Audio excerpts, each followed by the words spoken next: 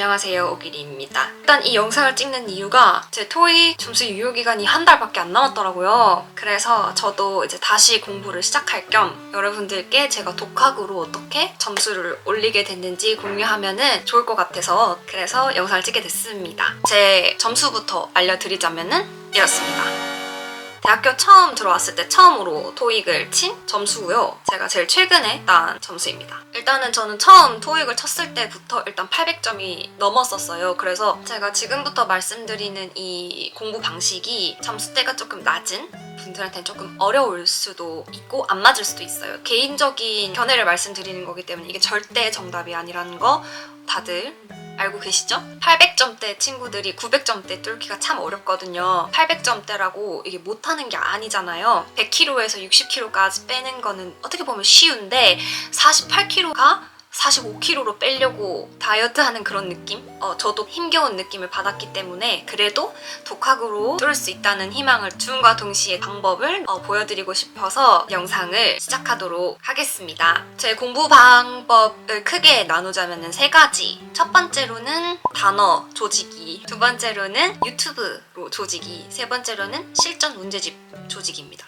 다 조져야 됩니다. 일단 단어장은 해커스 웹사이트에 들어갑니다. 더보기란에다가 링크를 걸어두긴 할 건데 해커스가 무료로 기출 단어 이런 거를 풀어줘요. 여기에 나오는 것들을 싹 다 그냥 엑셀로 타이핑해서 하루에 127개씩 외웠습니다. 첫 페이지 한번 정리하니까 127개 나오길래 그다음부터 계속 127개 외웠습니다. 그렇게 제가 3주를 계속 맨날 외웠어요. 그냥 외우기만 하면은 아시죠? 이게 머릿속에 안 들어오는 거. 그 엑셀 파일을 만들어 놨으니까 한 번은 뜻을 싹 다 지우고 그걸 가지고 계속 외우면서 풀어요. 하루 동안 그렇게 외운 다음에 집에 돌아와서 다시 그거 가지고 시험을 봅니다. 그렇게 해서 채점하고 틀린 거 깜지 쓰고 이런 식으로 했습니다. 자, 두 번째로 유튜브 활용을 한 건데요. 채널 이름은 아무튼 영어라는 채널입니다. 이분이 정말 대단하신 게 시험을 치는데 매번 990점 만점을 받으세요. 그래서 그것도 막 인증한 영상도 올라오고 그러거든요. 컨텐츠 자체가 되게 다양하고 좋아요. 첫 번째 공부 방법의 연장선일 수도 있는데 단어를 난이도별로 영상으로 만들어줘서 올려주세요. 그거를 아침에 학교 갈 때 듣고 퇴근할 때 듣고 그냥 밥 먹을 때 듣고 그러니까 라디오처럼 계속 꽂아서 단어 읽어주는 거 듣고 내가 이 단어 아는지 모르는지 머릿속으로 체크하고 이렇게 했습니다.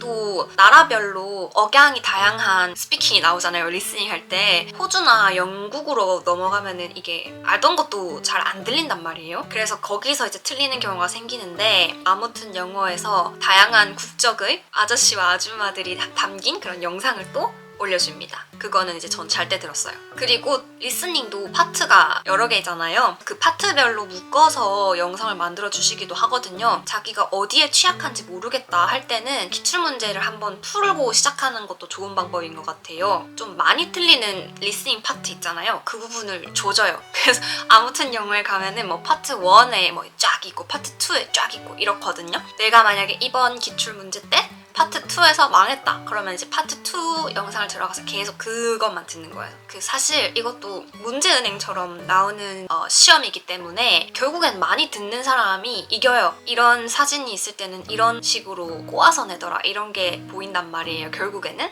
이런 식으로 리스닝을 습득했습니다. 확실히 800점대 친구들이 900점 뚫으려면은 리스닝에서 틀리면 안 돼요.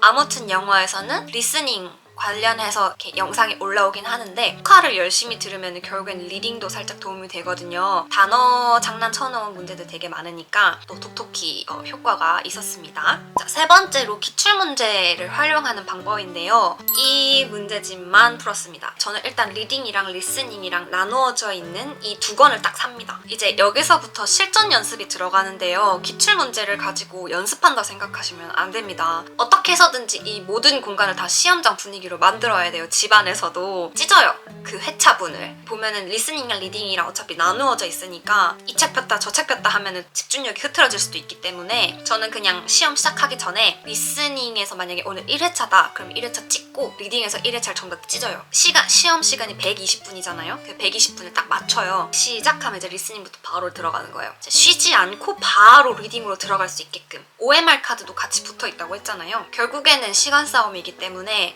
저는 OMR 카드에 바로 체크하는 걸 추천드립니다.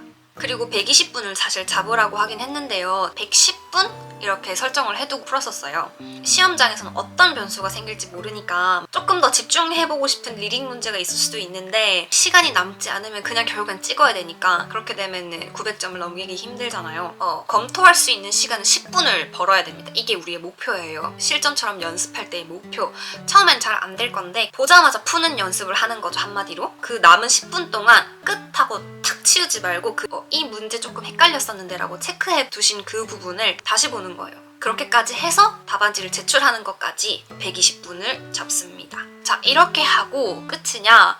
아닙니다. 그렇게 풀고 나서 내버리면은 연습이 아니잖아요. 또 리스닝이랑 리딩이랑 하나씩 매깁니다. 틀린 수만큼 환산해서 점수를 적어둬요. 맨 앞에다가 오답 노트를 만들었었는데 리스닝은 사실 오답 노트를 만들기가 쉽지가 않아요. 문제집에다가 바로 딕테이션을 들어갑니다. 일단은 다시 들어요. 답을 찾기 위해서 다시 듣는 게 아니라 전체 스크립트를 다 받아 적습니다. 일시정지 이렇게 해가지고 받아 적는 게 아니라 그냥 쭉 듣는데 들리는 것부터 이렇게 타타타타타 적는 거예요. 적고 나서 다시 들어. 그리고 그 스크립트가 다 채워질 때까지 계속 들어. 그러면 한 번 틀릴 때 저 같은 경우에 한 10분, 20분 걸립니다. 딕테이션을 다 받아 적는 데까지. 정말 안 들리는 게 있다.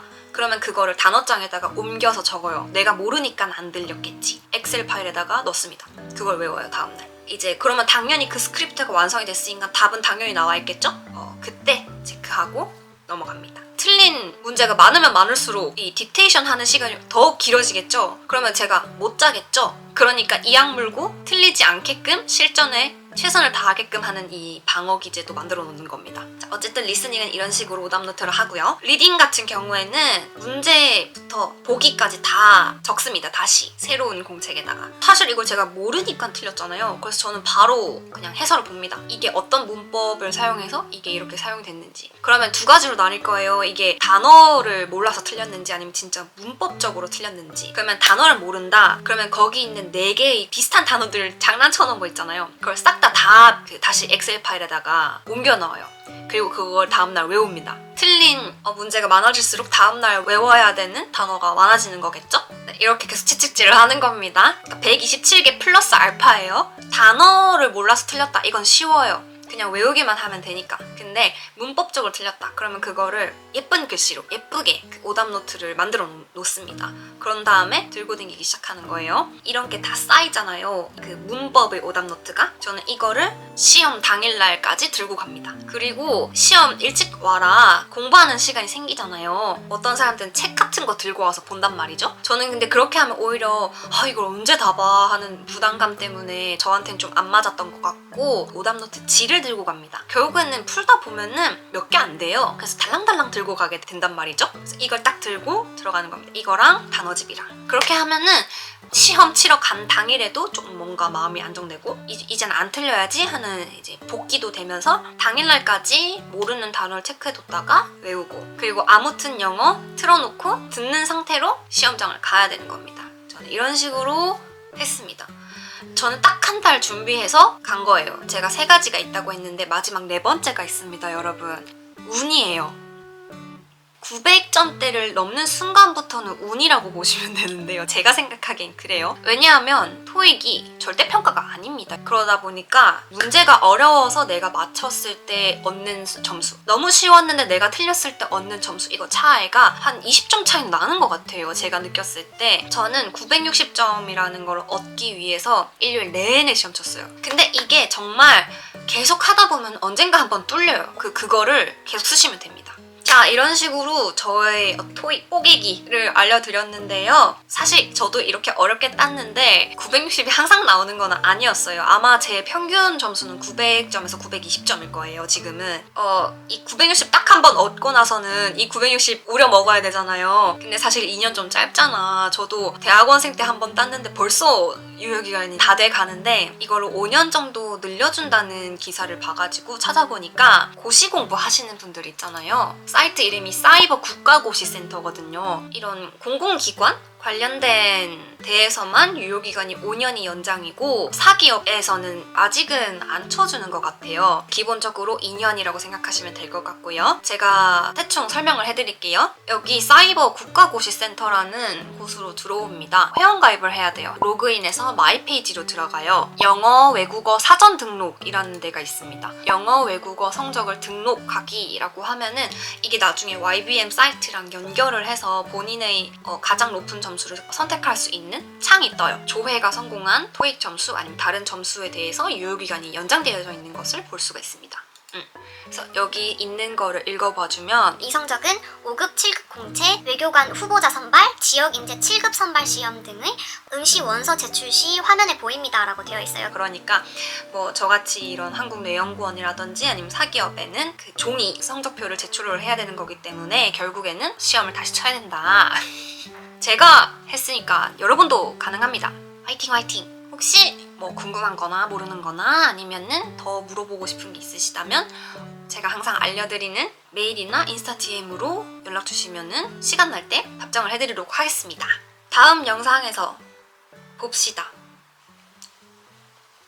빠잉!